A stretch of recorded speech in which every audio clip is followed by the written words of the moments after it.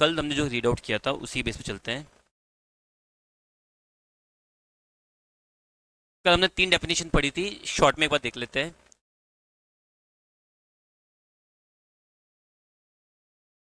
Subscription, short में बताओ subscription मतलब क्या है? Membership fees. ठीक है, सब्सक्रिप्शन का मतलब क्या है?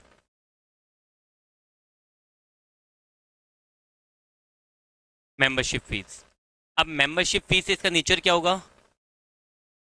रेवेन्यू, क्योंकि हर साल मिलती रहेगी ये, इसका नेचर क्या होता है? रेवेन्यू। दूसरा कल हमने पढ़ा था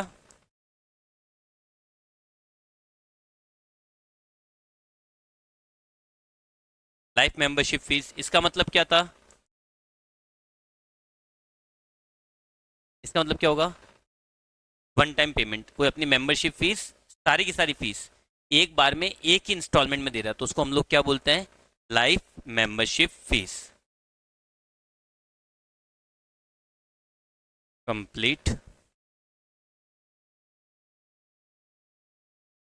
membership fees paid at once. इसका नेचर क्या होगा?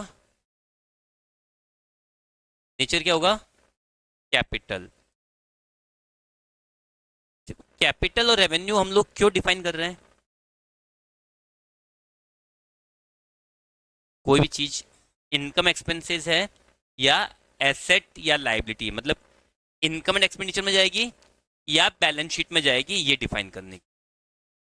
आ रही बात समझ में? तो वो डिफाइन किससे होगा? रेवेन्यू या कैपिटल से। कोई भी चीज अगर रेवेन्यू है तो वो सब किस में जाएगी? Income and expenditure. आप प्रॉफिट एंड लॉस बोल सकते हो अभी के लिए। हम लोग मानते हैं अभी हमें नहीं आ रहा तो हम लोग एक वर्ड ले लेते हैं, पी एंड एल में जाएगी। 11 में करा था हम लोगों ने प्रॉफिट एंड लॉस अकाउंट। तो अगर कोई भी आइटम रेवेन्यू है तो रेवेन्यू आइटम का जाएंगे पी एंड एल के अंदर। पर अगर कैपिटल हुआ तो किस में जाएगा? बैलेंस शीट में। ये हमने शुरू से माना है। भाई अगर सिंपल है, मैंने एक लॉजिकल, मैंने एक लैंड परचेज की या बिल्डिंग परचेज की, तो बिल्डिंग मेरे लिए क्या हो गई? एसेट। अब जब परचेज किया है एसेट है तो किस में जाएगी? Balance sheet. वहीं पे अगर मैं रेंट पे कर रहा हूँ तो रेंट क्या हो गया? एक्सपेंस। वो किस में जाएगा? पी एंड एल में। अच्छा, दोनों बीच में डिफ्रेंशिएट करो। रेंट को आपने पी एंड एल में क्यों डाला और बिल्डिंग को आपने एसेट में क्यों रखा? Building, building one time payment, मैंने लॉन्ग टर्म, मतलब मैंने एक बार पैसा खर्च कर दिया, अब उसका फायदा मुझे 10-12 साल तक, 5 साल तक मिलता रहेगा। दैट्स वाई हम लोग ऐसे पेमेंट्स जिनका फायदा 1 साल से ज्यादा मिलता है उसको हम लोग क्या बोलते हैं? कैपिटल।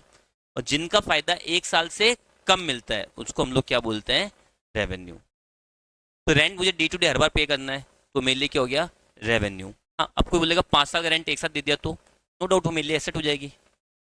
1 साल से ऊपर का अमाउंट जैसे पे करूंगा तो मेरे लिए क्या हो जाएगी? एसेट। तो अगर मैं 5 साल का रेंट एक साथ दे रहा हूँ, लेट मी से 10,000 रुपये रेंट है, 5 साल के कितने हो जाएंगे? 6 लाख रुपए समथिंग। 6 लाख रेंट अगर मैं आज क्या देता हूँ तो मैं उसको कहाँ शो करूंगा? एसेट में। धीरे धीरे धीरे धीरे उसको मैं क्या करूंगा? वहां से अमाउंट कम करता जाऊंगा और पीएनएल में ट्रांसफर करता जाऊंगा जैसे जैसे टाइम निकलेगा। यही प्रैक्टिस फॉलो किया आज तक या कुछ और एक्स्ट्रा हो सकता है? जब एसेट की डेफिनेशन क्या होगी? सिंपल मैं बोल रहा हूँ, आपको अगर पता लगाना है कि वो एसेट है या नहीं है तो आप कैसे डिफाइन करोगे? दो बातें याद रख लो, दो चीज चेक करो। एसेट की डेफिनेशन के लिए दो चीज चेक करो। पहला, वो ओन्ड होनी चाहिए, तो हमारी खरीदी होनी चाहिए, हमारी होनी चाहिए। ठीक है, आई एम नॉट सेइंग कि उसके लिए पैसा दे चुके हैं। मैंने एक बार भी ये नहीं बोला पैसा दे दिया है। मैंने क्या बोला? खरीदी होनी चाहिए। पैसा दिए बिना कैसे खरीदेंगे? उधार में। उधार में खरीद सकते हैं हम कोई भी चीज को। तो ओन्ड होनी चाहिए, ओन का मतलब हमारी खरीदी होनी चाहिए, पहली चीज। दूसरा, बिजनेस के लॉन्ग टर्म यूज में आ रही है। तो अगर ये दो कंडीशन सेटिस्फाइड है तो ही वो एसेट मानी जाएगी, अदरवाइज एसेट नहीं मानी जाएगी। फॉर एग्जाम्पल, मैंने पर्सनल यूज के लिए एक फोन खरीदा है, या अपन जीएसटी की बात करते हैं, ज्ञान सागर क्लासेस में लैपटॉप्स हैं, पर एक लैपटॉप मैंने मेरे पर्सनल यूज के लिए खरीदा, तो क्या वो मैं बैलेंस शीट में एसेट में लिख सकता हूँ क्या? ओन्ड है पर बिजनेस यूज में नहीं आ रही है। तो दोनों कंडीशन चेक करो हमेशा, ओन्ड होनी चाहिए और बिजनेस यूज में आनी चाहिए। अगर दोनों कंडीशन सेटिस्फाई हो रही है तब तो वो क्या है, एसेट। कोई एक कंडीशन भी सेटिस्फाई नहीं हो रही, फॉर एग्जाम्पल ये बिल्डिंग है, ठीक है, बिजनेस यूज में आ रही है, पर इसके लिए मैं क्या कर रहा हूँ, रेंट पे कर रहा हूँ। तो अब दो कंडीशन चेक करो, बिजनेस यूज तो है बट ओन नहीं है। ओन नहीं है तो बिल्डिंग मेरे लिए एसेट में काउंट नहीं होगी। आ रही हो समझ में? चलो, तो दोनों बात समझ में आ गई। कैपिटल रेवेन्यू नेचर क्यों आइडेंटिफाई कर रहे हैं, क्यों जरूरत पड़ रही है हमें, और ये नए नाम है थोड़े से। जैसे लास्ट क्या देखा था मैंने कल, डोनेशन। डोनेशन दो तरह का होता है, स्पेसिफिक और, अच्छा, स्पेसिफिक में क्या होगा, मैं आपको स्पेसिफाई कर रहा हूँ कि मेरा जो पैसा है वो इसी पर्टिकुलर काम में लेना है, इसके अलावा कोई यूज मत करना। तो वो तो क्या हो गया, स्पेसिफिक। लेट मी से मैंने आपको बोल दिया कि मेरे जो पैसा है उससे आपको ये रूम बनवाना है, रूम के बाहर मेरा बोर्ड लगवा देना। तो वो क्या हो गया, स्पेसिफिक। ठीक है,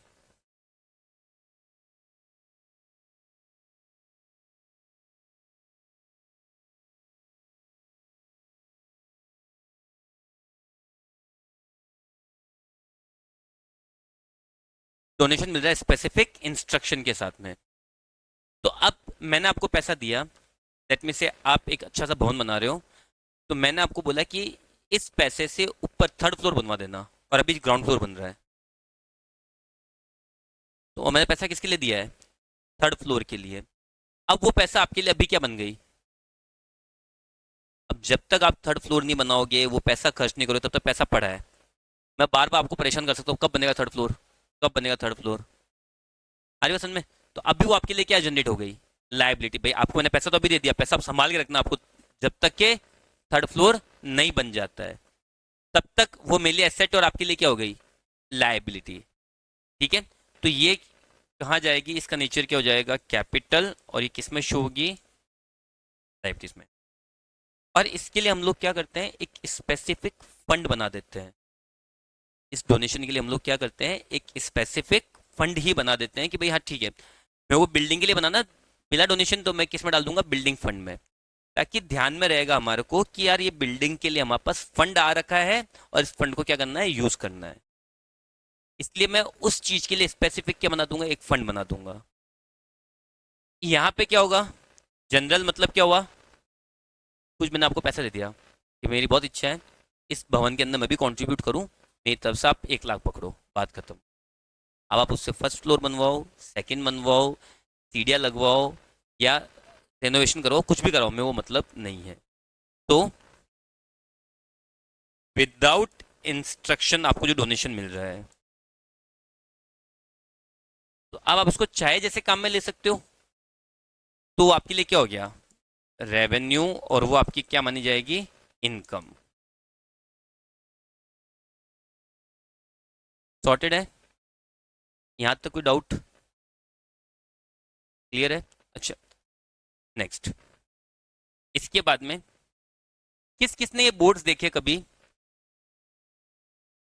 कहीं पे लिखा हुआ कि ये चीज फलाने चंद जी की स्मृति में, in the memories of someone, किस किसने देखा कभी, अपने नहीं देखते हैं, हाँ, कि इनकी याद में, इनकी स्मृति में, इनकी पुण्यतिथि पर, ऐसे हम लोग देखते हैं बहुत सी जगह पे। ऐसा क्यों होता है, विल में लिखा देते हैं ऐसा कुछ, उनकी विल में लिख देते हैं, या फिर उनकी इच्छा होती है कि मेरे मेरे नाम से तुम लोग ये कर देना, या ऐसा कुछ होता है जो हम लोग, जो हमारे डिकीज्ड पर्सन होते हैं, जो मृत हमारे घर में होते हैं, उनके लिए कोई इच्छा उनकी बाकी रह गई या उनके मन में कुछ हो, तो उनके लिए हम लोग कुछ ना कुछ करना चाहते हैं। अब ये दो तरह से हो सकता है, एक तो वो विल में लिख के गए हो, अपनी जो वसीयत होती है उसमें लिख के गए हैं कि मुझे इस जगह पे डोनेशन देना है, जब उन्होंने वसीयत बनी तो उसमें लिख दिया कि मेरी संपत्ति का 10% हिस्सा इस ट्रस्ट को दे देना, बात ही खत्म हो गई वहां। तो फिर तो वो ट्रस्ट वाले खुद ही आ जाएंगे, आपको जाने की जरूरत ही नहीं है, वो प्रकट हो जाएंगे, भैया 10% हमारा भी है। लॉजिकली यानी अपन जो अपन मानते हैं, अपन उस एक ट्रस्ट में मेंबर है, ठीक है। और किसी रईस इंसान ने जिसके पास 100 करोड़ की प्रॉपर्टी है, उसने बोला 10% वो अपने ट्रस्ट को देने को तैयार है, उसने अपनी विल में लिखा हुआ है। तो अपन क्या सोचेंगे, अपन क्या करेंगे, वेट करेंगे उनके बच्चों का कि वो आए 10 करोड़ दे, या हम लोग पहुंच जाएंगे? मैं तो पहुंच जाता। आप सबको रिप्रेजेंट करते, मैं पहुंच जाता कि भाई दे दो। लेकिन दूसरा ऑप्शन क्या होता है, एक तो विल हो गया, दूसरा होता है उनकी इच्छा रहती है। अब ऐसा तो नहीं हर बार हर कोई विल बनाई जाता होगा, पर इच्छा रहती है, मन में रहता है कि यार मुझे ये करना है, बात बात में बताते अपने घर वालों को।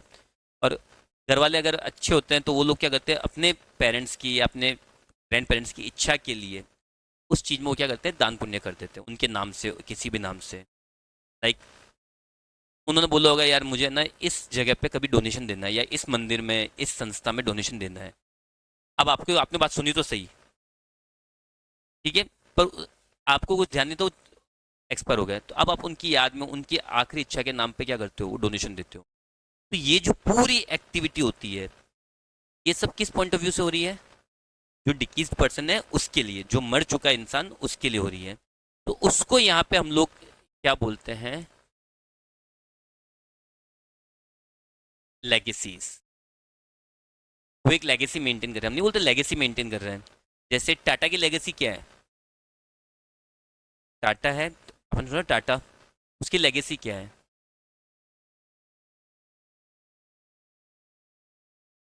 दान देते हैं, मतलब पब्लिक के लिए, लोगों के लिए कंट्रीब्यूट करना, सेवा करना, उनका उनकी लेगेसी में है। चाहे वो रतन टाटा हो, जमशेद जी टाटा हो, उनका मेन काम ये रहा है कि हम लोग लोगों की सेवा करेंगे। हमारा इवन जब ताज होटल में नहीं वो टेरेस घुस गए थे, तब रतन सर ने तो ये बोल दिया उड़ा दो बिल्डिंग को, कोई दिक्कत नहीं है।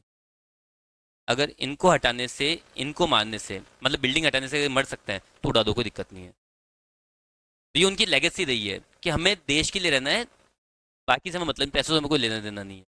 अब इतनी बड़ी होटल, ताज होटल, मतलब आज भी एक हिस्टोरिकल बिल्डिंग है, उस बिल्डिंग को उन्होंने एक ही बार में बिना सोचे ये बोल दिया कोई दिक्कत नहीं है, अगर इस बिल्डिंग को हटाने से ऐसे जा सकते हैं, इतने लोगों की जान बच सकती है, तो उड़ा दो उनको। तो उनकी लेगेसी थी। लेगेसी होता है कि हम लोग जो पुरानी चीजें, परंपरा चली आ रही है उसको मेंटेन करते हैं। अब परंपरा बोल दो, परंपरा क्या होती है, किससे डिपेंड करती है? जो 21% हमारे जो बुजुर्ग हैं, जो जा चुके हैं, लेकिन उन्होंने वो चीज़ हमें वसीयत में दी है। तो अगर हम लोग किसी की विल, वसीयत, इनके थ्रू कोई डोनेशन वगैरह कर रहे हैं, तो उसको हम लोग क्या बोलते हैं, लेगेसी। ठीक है, it's a kind of donation. चलो पहली बात तो ये डोनेशन ही है, ठीक है। डोनेशन किस कैटेगरी में जाएगा ये?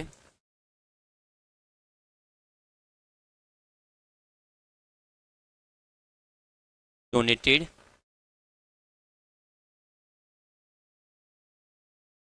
इन द मेमोरी और will of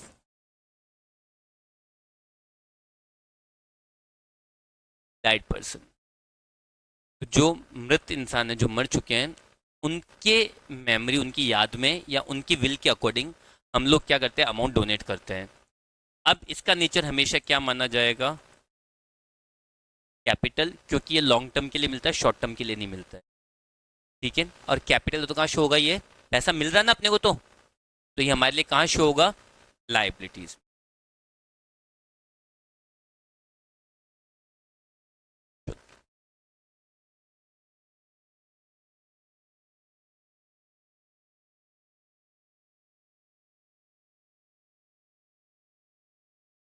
entrance fees,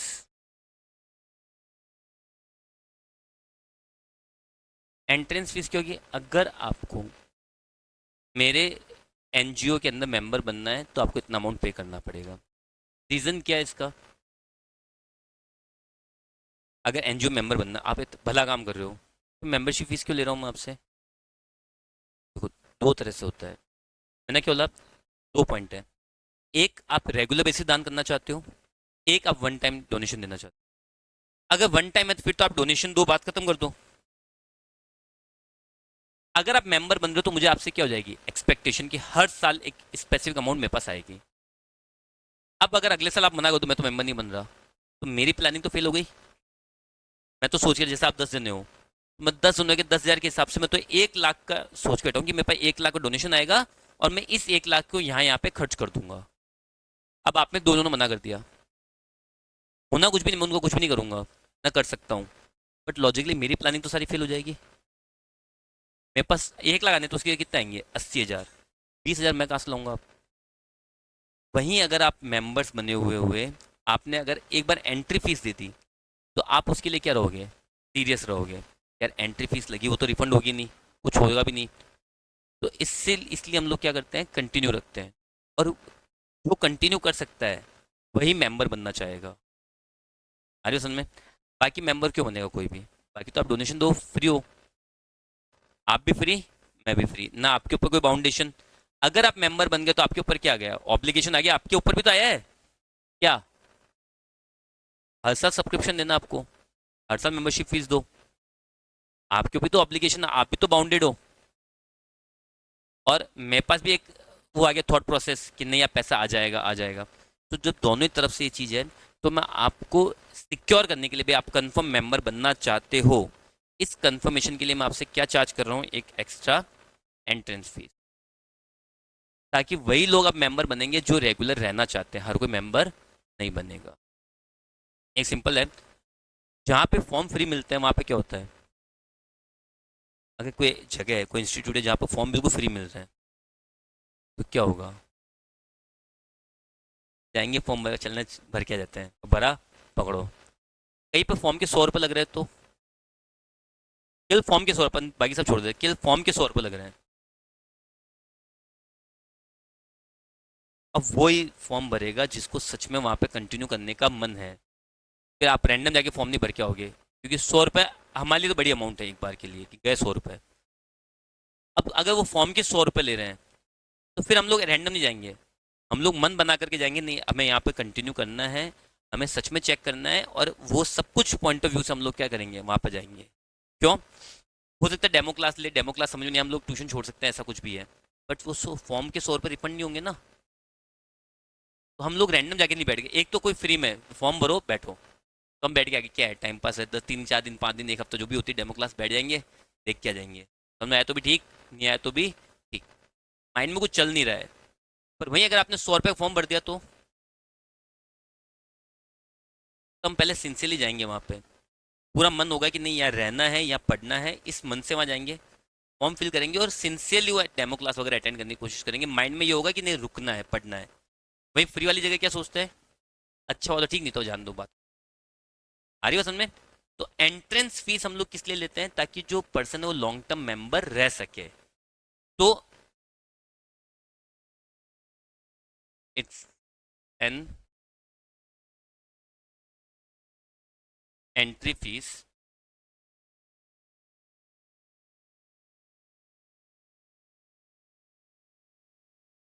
charge by A NPO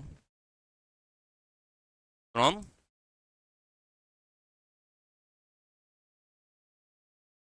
new members. New members से चार्ज करते हैं हम लोग एंट्री फीस। जो न्यू मेंबर है, इट्स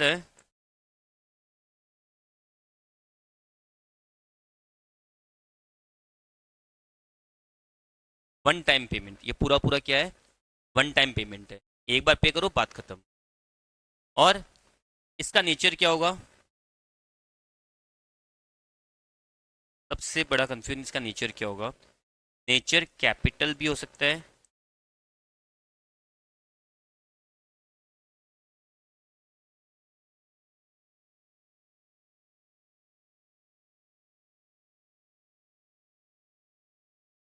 कैपिटल या रेवेन्यू कुछ भी हो सकता है। वो क्वेश्चन में आपको स्पेसिफाई करेगा कि इसको कैपिटल मानना है या रेवेन्यू। कभी कभी ये भी बोलता है कि 50% तो कैपिटल मानो, 50% क्या मान लो, रेवेन्यू। मतलब यहाँ पे कुछ सवाल की सकते नेचर था ना इसका, फिक्स है कैपिटल रेवेन्यू, इसमें कैपिटल भी हो सकता है और रेवेन्यू भी, वो हमें किसके हिसाब से चलाना है, क्वेश्चन के हिसाब से।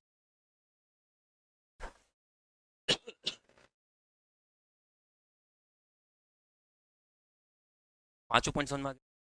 कोई डाउट यहाँ तक। नेक्स्ट।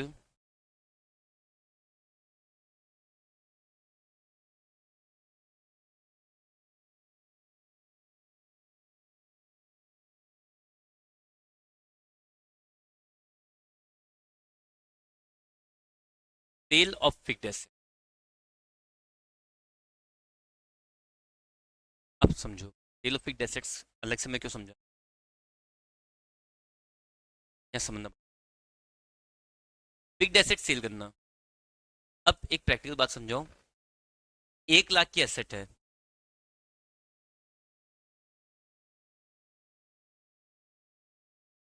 कॉस्ट है 1 लाख की, ठीक है, उस पर मैंने डेप्रिसिएशन लगा चुका हूँ, डेप्रिसिएशन लगा चुका हूँ, लेट मी से 40,000 का, और उसको मैं सेल कर रहा हूँ 45,000 में। इसका ओवरऑल ट्रीटमेंट क्या होगा,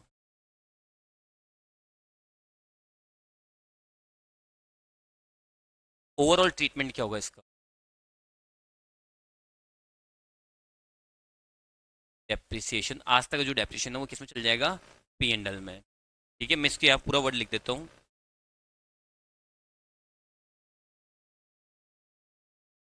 एक्यूमुलेटेड डेप्रिसिएशन। जैसे ये बैलेंस शीट है, बैलेंस शीट के अंदर इधर दे रखी है आपको फिक्स्ड एसेट्स 1 लाख की, आप एक्यूमुलेटेड डेप्रिसिएशन कभी यहाँ भी लेस कर सकता है और इसको कहाँ शो कर सकता है,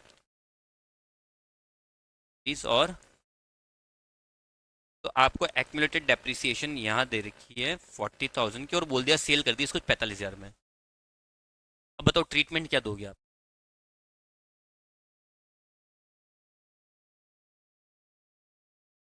क्या समझो, पहली मेरा पहला पॉइंट, कॉन्फिडेंस रखो, कोई ऐसा कुछ हार्ड वो नहीं दिया मैंने भी ऐसा पॉइंट। दूसरी बात, आपने अगर गलत भी बोल दिया तो कोई फर्क नहीं पड़ेगा, तो ऐसा नहीं है कि मेरे माथे पे सींग लगे हुए हैं, गलत मारते सींग मार दूंगा मैं, ऐसा कुछ होगा नहीं। बस ये रखो कि बोलो, ट्राई करो, ट्राई करने से आपको अंदर कॉन्फिडेंस आएगा, और कुछ भी नहीं है। गलत तो गलत से इससे ज़्यादा कुछ नहीं होगा ना, ठीक है। अब आपके हिसाब से क्या होना चाहिए, आपके हिसाब से क्या लग रहा है, जिसको जो लग रहा है बोल दो। देखो बेटा, अब पहला क्वेश्चन ना, एक एक पॉइंट में आपको समझा रहा हूँ। डेप्रिसिएशन ऑलरेडी क्या है, मतलब आज तक का टोटल डेप्रिसिएशन है, तो इसको पीएनएल में लिखने की जरूरत नहीं है, ऑलरेडी ये चार्ज हो चुका है, ठीक है, ये ऑलरेडी क्या हो चुका है, चार्ज हो चुका है, तो वापस पीएनएल में लिखने की जरूरत, ये बात तो हो गई। अब बोलो, कभी भी आया ना एक्यूमुलेटेड डेप्रिसिएशन, इसका मतलब ये ऑलरेडी पीएनएल से चार्ज होकर के ही यहाँ पे आया है। एक्यूमुलेटेड डेप्रिसिएशन क्या होता है, इसको भी बात देख लेते हैं रिव्यू में। ये क्या होता है, ये होता है एक्चुअली, अगर मैं सिंपल वर्ड्स में बोल लूँ, प्रोविजन फॉर डेप्रिसिएशन। कोई पर्सन, कोई ऑनर, कोई बिजनेसमैन अगर चाहता है कि उसकी डेप्रिसिएशन की टोटल अमाउंट अलग से शो हो, कि डेप्रिसिएशन की टोटल अमाउंट अलग से, आज तक कितना डेप्रिसिएशन लगा वो अलग से शो हो, तो जितना डेप्रिसिएशन लगा था उसको एक अलग सेपरेट अकाउंट में एडजस्ट करता रहता है। जिससे क्या पता चलता है, मेरे एसेट की एक्चुअल कॉस्ट मैंने खरीदी कितने में थी, 1 लाख में, और आज तक इस पे टोटल डेप्रिसिएशन कितना लग गया, 40,000। आ रही हो समझ में, तो ये एक पॉइंट होता है। तो इसमें क्या होता है, हम लोग जो डेप्रिसिएशन होता है उसको एसेट्स में से माइनस नहीं करके एक अलग अकाउंट में जमा करते हैं। तो डेप्रिसिएशन नॉर्मल एंट्री क्या होती है, depreciation account DR to fixed assets. इसमें क्या होता है, डेप्रिसिएशन ऑटोमेटिकली किससे चार्ज होती जा रही है, फिक्स्ड एसेट से। तो डेप्रिसिएशन और फाइनल डेप्रिसिएशन को हम लोग क्या करते हैं, P and L account DR to depreciation transfer करके बात खत्म करते हैं। बट इस केस में हम लोग क्या करते हैं, डेप्रिसिएशन को एक अलग सेपरेट अकाउंट में ट्रांसफर करते हैं। तो जब भी एक्यूमुलेटेड डेप्रिसिएशन होता है, ये आपके कैश फ्लो में वगैरह में बहुत बार आया होगा, ट्वेल्थ में कैश फ्लो में सबसे कॉमन पॉइंट और सबसे टफ पॉइंट में यही लगता था, accumulated depreciation, provision for depreciation. क्या होता है बेटा, प्रोविजन फॉर डेप्रिसिएशन बोल दो या फिर एक्यूमुलेटेड, इसका मतलब ये आज तक का टोटल डेप्रिसिएशन है जो हम लोग चार्ज कर चुके हैं। तो अब क्या हुआ, 1 लाख की कॉस्ट थी, आज तक इस पर कितना डेप्रिसिएशन चार्ज हो गया, 40,000। तो आज इसकी बुक वैल्यू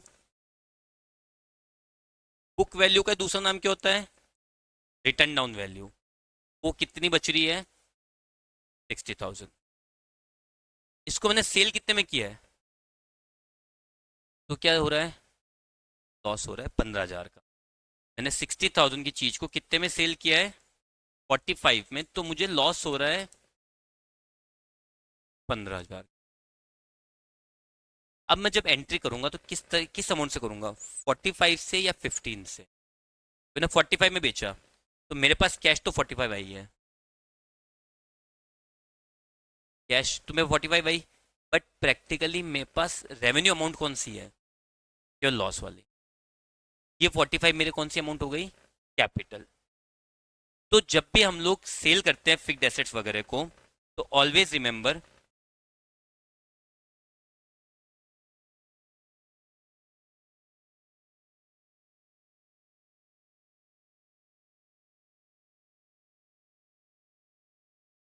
इस केस के अंदर सबसे पहले कैलकुलेट प्रॉफिट और loss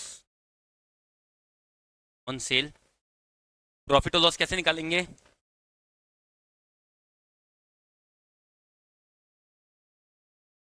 sale price minus book value. Profit loss हमेशा किस पे निकालते हैं, बुक वैल्यू के ऊपर। तो sale price minus book value, book value को क्या बोलते हैं, return down value. Return down value कैसे निकालेंगे, return down value cost minus depreciation. तो पहले कॉस्ट में से डेप्रिसिएशन माइनस करके मैं क्या निकाल लूंगा, बुक वैल्यू। बुक वैल्यू आ गई, बुक वैल्यू के बेस पे क्या निकाल लूंगा, सेल प्राइस, सॉरी प्रॉफिट या लॉस। सॉर्टेड है, चलो फिर क्या करना है, ओनली प्रॉफिट और loss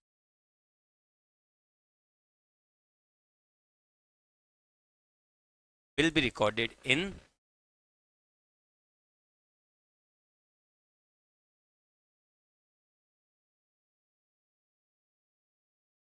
income and expenditure account. जब इनकम एंड एक्सपेंडिचर बनाएंगे तो हम लोग क्या रिकॉर्ड करेंगे, केवल प्रॉफिट या लॉस को। केवल उतना ही पोर्शन हमारे लिए रेवेन्यू होता है, बाकी सारा क्या होता है, कैपिटल। आई बात समझ में, एंड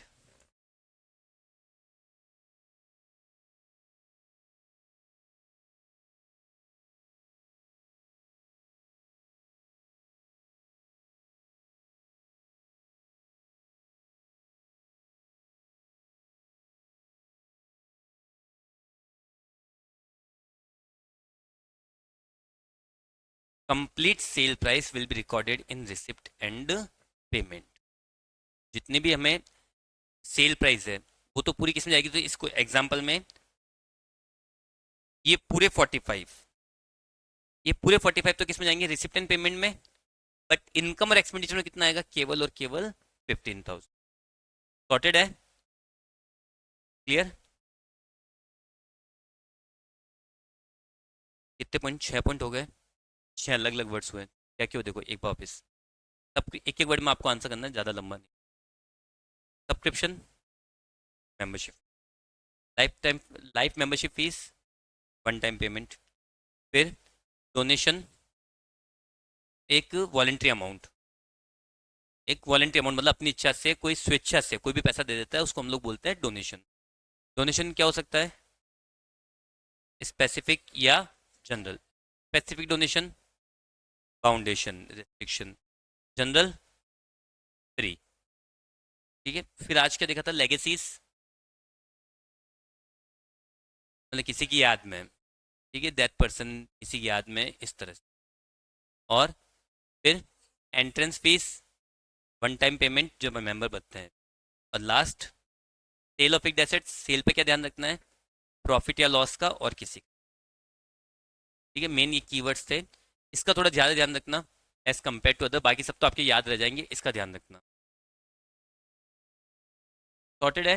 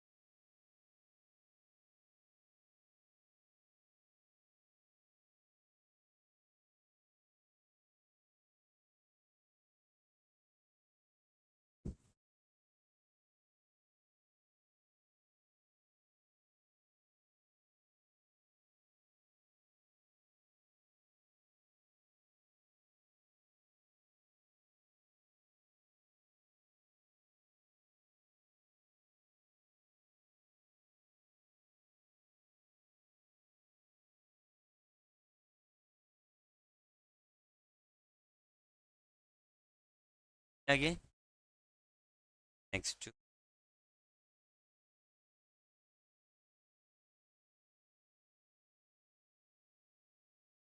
अब हमें यहाँ पे दो अकाउंट मेन बनाने हैं, बैलेंस शीट में इतनी दिक्कत नहीं आएगी, दो अकाउंट मेन बनाने हैं। एक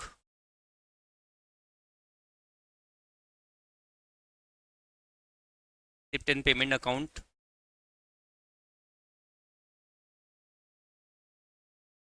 like cash book.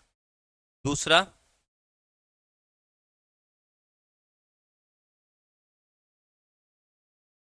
Income and expenditure account, like P and L. पहली पॉइंट, ये बात ध्यान रखो, हमेशा जब आप अकाउंट दोनों पूछ ले, क्वेश्चन दोनों पूछ सकता है, लेकिन जब भी बना रहे हो एक बार में एक अकाउंट बनाओ, दोनों एक साथ मत बनाओ, कभी भी मत बनाओ, कभी कंफ्यूजन होगा ही नहीं। अब जब आप रिसिप्ट एंड पेमेंट बना रहे हो, आपने सोच लिया पहले रिसिप्ट एंड पेमेंट बनाना है, तो अब यहाँ वर्ड क्या है, रिसिप्ट और पेमेंट। मतलब आपको अब केवल पैसों से मतलब है, वो चाहे बैंक से जा रहा है या आपकी जेब से जा रहा है, कैश मतलब कैश जा रहा है, मतलब है केवल पैसों से। पैसा अगर आ रहा जा रहा है तो रिसिप्ट एंड पेमेंट में आएगा। बस वहां पे मैंडेटरी क्या होना चाहिए, कैश का ट्रांजेक्शन होना ही चाहिए। अगर कैश का ट्रांजेक्शन है तो हम लोग रिकॉर्ड करेंगे, अगर कैश का ट्रांजेक्शन नहीं है तो हम लोग रिकॉर्ड भी। आ रही हो समझ में? फॉर एग्जाम्पल, मैं किसी से उधार 10,000 रुपये लेकर के आया, नो डाउट ना मेरे लिए ना इनकम है ना एक्सपेंस है, पर प्रैक्टिकली मैं 10,000 रुपये लेके आया उधार किसी से, पैसा आया या गया? तो रिसिप्ट एंड पेमेंट में आएगा। वापिस समझो, ये इंडिकेट कर रहा है केवल पैसे के आने जाने को। अब वो पैसा क्यों आया, कैसे आया, वापस देना है नहीं देना है, कोई मतलब नहीं है। पैसा अगर आ रहा है या जा रहा है तो यहाँ पे रिकॉर्ड करना है। उसका नेचर से मतलब नहीं है, उसके ईयर से मतलब नहीं है। फॉर एग्जाम्पल, 3 साल पहले के मेरे 10,000 रुपये डूब गए थे, वो आज दे रहा है, मैं तो रिकॉर्ड करूंगा, पैसा आ रहा है ना मेरा, तो रिकॉर्ड करूंगा। आ रही बात समझ में? तो इन दैट केस रिसिप्ट और पेमेंट के अंदर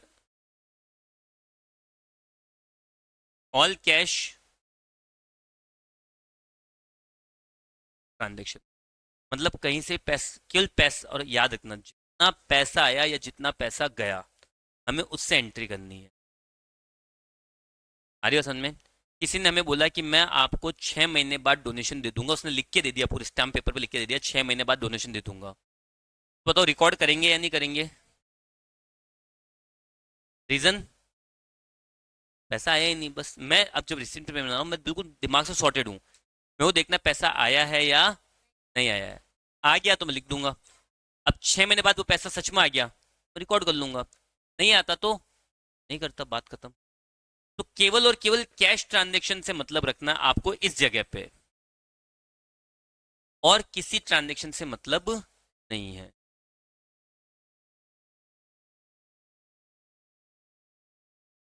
करेंगे बेटा, पैसा जा रहा ना एक बार तो इसमें रिकॉर्ड तो होगा, पर वो हमारा खर्चा नहीं है। फॉर एग्जाम्पल, मैंने किसी को 50,000 उधार दिए, तो कैश तो गई, तो मैं एंट्री क्या करूंगा, लेट मी से मैं एंट्री क्या करूंगा, लोन अकाउंट, मैं लोन ही दे रहा हूँ किसी को, loan account DR to cash, पैसा गया तो ये तो किस में आ जाएगा, रिसिप्ट एंड पेमेंट में। और लोन मेरे लिए क्या बन जाए, मैंने लोन दिया है ना किसी को, लोन मेरे कहाँ चल जाएगा, एसेट में, वो मेरा एक्सपेंस नहीं माना जाएगा। वहीं पे अगर मैं किसी को सैलरी दे रहा हूँ, एंट्री तो वही होगी, salary account DR to cash, पर कैश तो गया तो कैश रिसिप्ट पेमेंट में आएगा, अब सैलरी मेरे किस में आ जाएगा, एक्सपेंस, एक्सपेंस है ना, तो समझो। तो यहाँ पे मैं इसलिए देखो, रिसिप्ट एंड पेमेंट में कंफ्यूज होने की जरूरत है ही नहीं। पैसा आ रहा है या जा रहा है, हमें एंट्री करनी है। अब हो सकता है पैसा आया है तो दो तरह से आ सकता है, इनकम के फॉर्म में या लाइबिलिटीज के फॉर्म में। पैसा तो आ गया, मैंने किसी से 1 लाख रुपए उधार लिए, 1 लाख आया ना मेरे पास, तो किस फॉर्म में आए हैं, लाइबिलिटीज के फॉर्म में। वहीं पे मैंने किसी को 1 लाख में ये पेन बेच दिया, सेल करा है, तब भी 1 लाख आए, पर वो किस फॉर्म में आए, इनकम के फॉर्म। तो फॉर्म दो हो गए, पैसा आने के दो रास्ते हो गए, एक लाइबिलिटी, दूसरा इनकम। जानने के भी दो रास्ते हो गए, एक एसेट और दूसरा खर्चा। तो मैं अगर किसी को सैलरी दे रहा हूं तो पैसा तो जा रहा है, पर किस फॉर्म में जा रहा है? खर्चे के फॉर्म में। रेंट दे रहा हूं तब भी पैसा जा रहा है, पर किस फॉर्म में? खर्चे के फॉर्म में। वहीं पे मैं कोई एसेट लेट में से लैपटॉप खरीद के लेके आया, तब भी पैसा जा रहा है, पर वो जो लैपटॉप मेरे लिए किस क्या हो गई? एसेट के फॉर्म में। मैंने किसी को 1 लाख रुपए उधार दे दिए, अभी पैसा तो गया, पर पैसा किस फॉर्म में गया? एसेट। मैंने बैंक में एफडी करवा दी, मैंने 5 लाख की एफडी करवा दी, तब भी पैसा आया या गया? गया, पर किस फॉर्म में? एसेट के फॉर्म में। तो दो पैसा आने के और दो पैसा जाने के फॉर्म हो सकते हैं। आने के क्या क्या? इनकम या लाइबिलिटी, और जाने के क्या क्या? एसेट या एक्सपेंस। आई बात समझ में? तो यहाँ पे हमें उस फॉर्म से मतलब नहीं, हमें किससे मतलब है? पैसा आ रहा है या जा रहा है। सॉर्टेड है। तो लेट मी से मैंने अभी एग्जांपल दिया था आप लोगों को।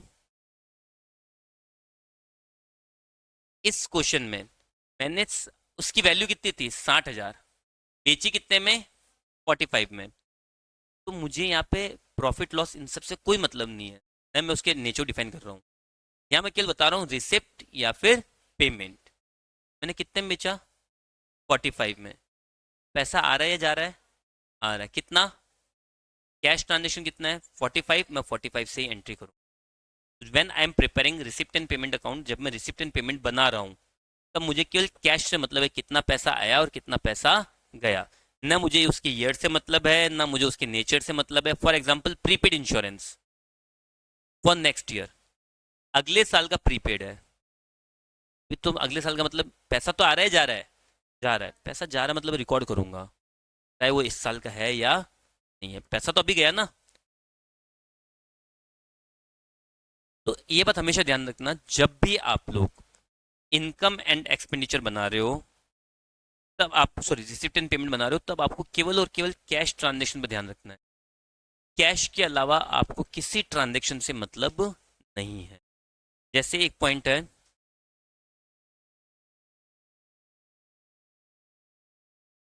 अ debtor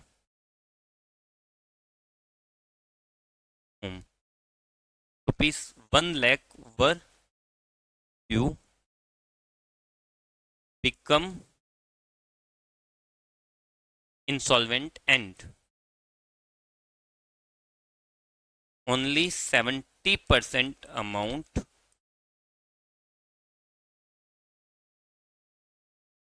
was recovered. Rest 30%।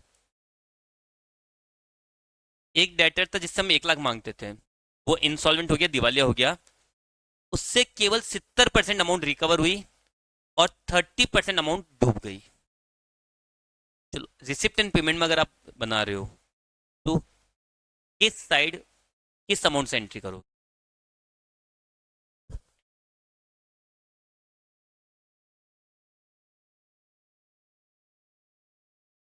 1 lakh रुपए मांगते हैं अपन डेटर से, 70 वो इंसॉल्वेंट हो गया, 70% अमाउंट हमें मिल पाई और 30% डूब गई। मैं अब केवल रिसिप्ट एंड पेमेंट बना रहा हूँ। तो पहला क्वेश्चन मेरे लिए क्या है? रिसिप्ट है या पेमेंट है? रिकवर हुई, पैसा आया अपने पास में। कितनी अमाउंट रिसीव हुई? ये केवल 70,000 से मतलब है। जो 30% पैसा डूब गया, उसमें रिसिप्ट एंड पेमेंट में कोई लेना देना। यहां तक में कोई डाउट हो तो बोल।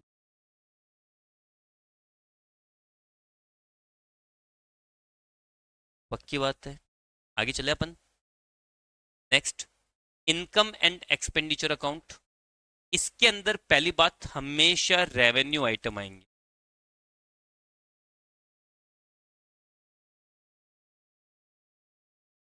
कैपिटल तो इसके अंदर आएंगे नहीं। लैपटॉप खरीदना आपके लिए एक्सपेंस है या एसेट है?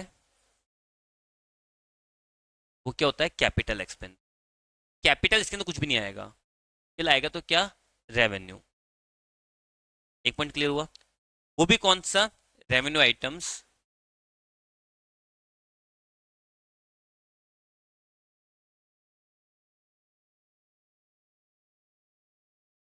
Related to current year. Revenue होना चाहिए और किससे रिलेटेड होना चाहिए, करंट ईयर से, तो ही आएगा, अदरवाइज नहीं। जैसे मैंने 2 मिनट पहले एग्जांपल दिया था, prepaid insurance, insurance no doubt खर्चा होता है, रेवेन्यू है, पर prepaid insurance of next year, अगले साल का इंश्योरेंस का अमाउंट प्रीमियम मैं अभी दे रहा हूं, तो मेरे लिए वो खर्चा हुआ या एसेट हुई, अगले साल का मैं इस साल दे रहा हूँ, मेरे पास क्या हो गई, एसेट। तो वो करंट ईयर का नहीं है, इसलिए वो रेवेन्यू भी नहीं रहा, वो ऑटोमेटिकली क्या हो गया, बैलेंस शीट में चले गया, एसेट बन गई मेरे लिए। तो ऑलवेज कंसिडर, जब आप इनकम और एक्सपेंडिचर बना रहे हो, तो आपको दो बातों को ध्यान रखना है। पहला, वो रेवेन्यू होना चाहिए, दूसरा करंट ईयर का होना चाहिए, ठीक है।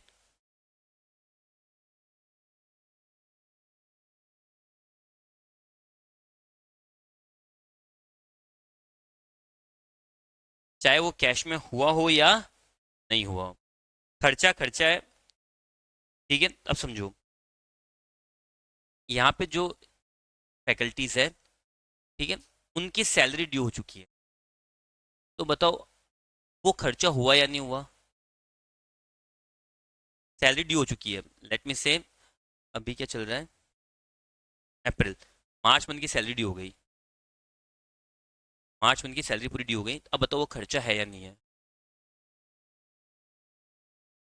आउटस्टैंडिंग है, पर खर्चा तो हो चुका है, नहीं हुआ, आउटस्टैंडिंग तो है। अब अपने पॉइंट से सोचो, अपना क्या लाभ सोचो, आप ऑनर हो, आपको आपको क्या लग रहा है, अब अप्रैल में क्या लग रहा है, सोचो एक बार, अब यहाँ से सोचो, आप ऑनर हो ना, जीएससी के ऑनर हो आप, आपको सैलरी देनी है 1 लाख रुपए समथिंग की, किस मंथ की, मार्च मंथ की सैलरी ड्यू हो चुकी है, सब टीचर्स काम कर रहा है, ड्यू हो चुकी है। अब आपके दिमाग में क्या चल रहा है एट प्रेजेंट, सैलरी देनी है, देनी क्यों है, ड्यू हो चुकी है, खर्चा हो चुका, इसलिए तो आपके दिमाग में चल रहा है देनी है, देनी है। और आपके दिमाग में क्या चल रहा है, मैंने जो बोला आप ऑनर, तो आपके दिमाग में क्या चल रहा है, देनी है, कहीं मन में आया छोड़ना है, नहीं देनी, हटा देंगे, नया ले आएंगे, आया दिमाग में ये किसी के, नहीं है, किसी भी नहीं आया, ऑटोमेटिक दिमाग में क्या आया, व्हेन वी आर ऑनर, हम अपने आप को थोड़ा ना ऐसे बोलेंगे, नहीं हम लोग ऐसे कि हम लोग पैसा खा जाएंगे, वी आर थिंकिंग नहीं यार, सैलरी ड्यू हो चुकी है, देनी है, तो खर्चा हो चुका है, बस वो हमारे लिए क्या है, अभी पेंडिंग चल रहा है, खर्चा तो हो गया ना बेटा, तो रिसिप्ट एंड पेमेंट से कोई पेमेंट नहीं होगा, पैसा तो गया ही नहीं मार्च में, बट खर्चा हो चुका है, और खर्चा तो मेरे लिए क्या बन गई, वो लाइबिलिटी। तो दो एंट्री कहाँ होगी, every transaction has two effects, तो पहला इफेक्ट तो क्या हुआ, खर्चा हो गया इनकम एंड एक्सपेंडिचर में, दूसरा कहाँ जाएगा, लाइबिलिटीज। तो ऑलवेज रिमेंबर, कैश से कोई मतलब नहीं है, कैश से कोई, सॉरी, कैश से कोई मतलब नहीं है, अगर खर्चा हुआ है, चाहे वो ड्यू है, आउटस्टैंडिंग है, या फिर किसी भी तरह से है, आपको हमेशा रिकॉर्ड करना है। तो आउटस्टैंडिंग सैलरी 1 लाख की थी, वो भी इसमें रिकॉर्ड होगी, इसमें नहीं आएगी, इसमें कब आएगी, जब कैश जाएगा, पर यहाँ पे उससे कोई मतलब नहीं है, खर्चा हुआ है तो यहाँ रिकॉर्ड करेंगे उसको। अच्छा, मैंने एक लैपटॉप उधार में खरीदा,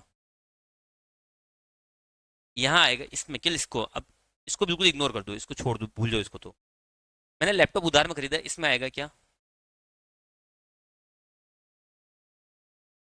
आएगा। इससे पहले ना दो एस्पेक्ट चेक करो, जब भी इनकम और एक्सपेंडिचर की बात होती है, दो चीज चेक करो, रेवेन्यू और करंट ईयर का। मैंने, मेरा क्वेश्चन क्या था, वापस से बताओ, लैपटॉप खरीदा उधार में, लैपटॉप क्या हुआ, एसेट है, कैपिटल हुआ, रेवेन्यू नहीं है, तो नहीं आएगा। अब भाई बात समझ में।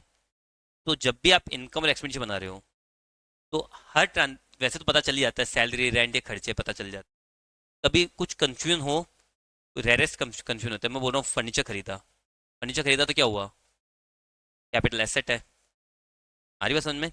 तो पता चल जाता है, ऐसा कुछ वो नहीं है, कोई रॉकेट साइंस नहीं है कि यार इसमें तो ध्यान रखना है, तो होगा वैसे होगा, ऐसा कुछ नहीं है, 90% तो पता चल ही जाता है, कोई 5-7% टॉपिक्स होते हैं जिसमें कभी कंफ्यूजन होता होगा, बाकी यूँ पता चल जाता है, बिल्डिंग खरीदी, एसेट कैपिटल है, पता चल रहा है ना, कोई ऐसी कोई खास बात थोड़ी ना है, वो तो अपन फ्लो फ्लो में थे, तो लैपटॉप में खर्चे में डाल दिया अपन ने, अदरवाइज ऐसा नहीं होता। सॉर्टेड है, आ रही हो समझ में। बेंचेस खरीदी, एसेट है, एसेट है तो कैपिटल है, आप ये ध्यान रखो, एसेट है, एसेट है तो ऑटोमेटिक क्या हो जाएगा, कैपिटल, और एसेट नहीं है तो क्या हो जाएगा, revenue. Air conditioner, asset capital, air conditioner का बिल, रेवेन्यू। अब रेवेन्यू है तो आएगा। अब रेवेन्यू है तो फिर मुझे क्या चेक करना है, करंट ईयर का है या नहीं है। फॉर एग्जाम्पल किसी को मैंने एडवांस सैलरी दे दी 2 महीने बाद की, तो वो करंट ईयर का है या नहीं है। 2 महीने मतलब ईयर एंड हो रहा है मार्च के हिसाब से, अच्छा अप्रैल के हिसाब से ईयर एंड हो रहा है, मैंने अगले साल की 2 महीने की सैलरी एडवांस दे दी, सैलरी है तो रेवेन्यू, पर मैंने क्या दे रखा, इस साल की नहीं, वो कब की है, अगले साल की है, तो वो मेरे यहाँ नहीं आएगी। तो जब आप इनकम और एक्सपेंडिचर बना रहे हो तो आपको केवल पहले क्या चेक करना है, रेवेन्यू। रेवेन्यू में पास हो जाता है, फिर चेक करना है करंट ईयर। दोनों पास हो गए तो लिख दो, नहीं हुए तो बात खत्म। जब आप 2 अकाउंट बना रहे हो, आपको हमेशा एक बार में एक ही चीज पर फोकस करना। मैं बोलो इतने साल हो गए मेरे को, शायद आज 13-14 साल हो गए, मैं आज भी जब ये अकाउंट्स बना रहा होता हूँ ना, तब मैं एक बार में कोई एक ही बनाता हूँ। मैं आज भी दोनों नहीं बनाता, बना सकता हूँ तो क्या, क्वेश्चन याद हो जाते कितने भी, तो ऐसा लगता है क्वेश्चन का इसका आंसर तो ये है, मतलब मॉड्यूल खोलते हैं, क्वेश्चन देखते हैं, आंसर इसका ये है, तो दिमाग में आंसर चल रहा होता है उस टाइम। पर आज भी मैं जब बना रहा होता हूँ कुछ भी क्वेश्चन, या कुछ नया क्वेश्चन एकदम से आता है एग्जाम में, कुछ जो हम लोग सॉल्व कर रहे होते हैं, तो हम लोग एक ही चीज ध्यान रखते हैं, रिसिप्ट में बना रहे हैं ना, मैं केवल रिसिप्ट एंड पेमेंट बना रहा हूँ, मैं माइंड सही रख के इसको मैं ध्यान में नहीं रखता। तो जब इनकम एक्सपेंडिचर बना रहे हैं, केवल और केवल इनकम एंड एक्सपेंडिचर, वहां पे रिसिप्ट एंड पेमेंट का ध्यान। मैं अपने रूल्स से बहुत बाउंडेड हूँ, मुझे मेरे रूल्स पता है। जब रिसिप्ट एंड पेमेंट बना रहा हूँ, तब मैं केवल कैश का ध्यान रखूंगा, हर ट्रांजेक्शन चेक कर लूंगा पैसा आ रहा है या जा रहा है, नहीं है, बात खत्म, मैं नहीं लिखूंगा। फॉर एग्जाम्पल मैंने ये लैपटॉप उधार में खरीदा, तो नो डाउट लैपटॉप आया है, पर पैसा ऐसा कुछ गया ही नहीं। जब कैश ट्रांजेक्शन हुआ है तो मैं इसमें रिकॉर्ड नहीं करूँ, मुझे कोई मतलब नहीं है लैपटॉप एसेट है लाइबिलिटीज है, कोई मतलब मैं कुछ भी नहीं देख रहा हूँ। मैं यहाँ पे एक भी चीज एक्स्ट्रा चेक नहीं कर रहा हूँ, मैं केवल यहाँ पे क्या चेक कर रहा हूँ, पैसा आया या गया, मेरे दिमाग में और कुछ भी नहीं है। फिर जब मैं ये बना रहा हूँ तो मेरे दिमाग में कैश नहीं है, मेरे दिमाग में केवल ये है कि यार ये चीज रेवेन्यू है। फॉर एग्जाम्पल कमीशन पेड, तो रेवेन्यू है, कमीशन, हर कमीशन रेवेन्यू है। फिर देखूँ करंट ईयर का है क्या, हाँ भाई करंट ईयर का है, नहीं है आगे पीछे का तो नहीं लिखूंगा। सॉर्टेड है। कल से प्रैक्टिकल स्टार्ट हो जाएंगे अपने, फ्री खत्म। एक बार चेक कर लेना इनको, ये सब जो चीज़ें थी इनके नेचर्स को याद कर लेना, और कुछ नहीं है, क्या चीज़ किस में नेचर में आ रही है, और कुछ आता भी नहीं है।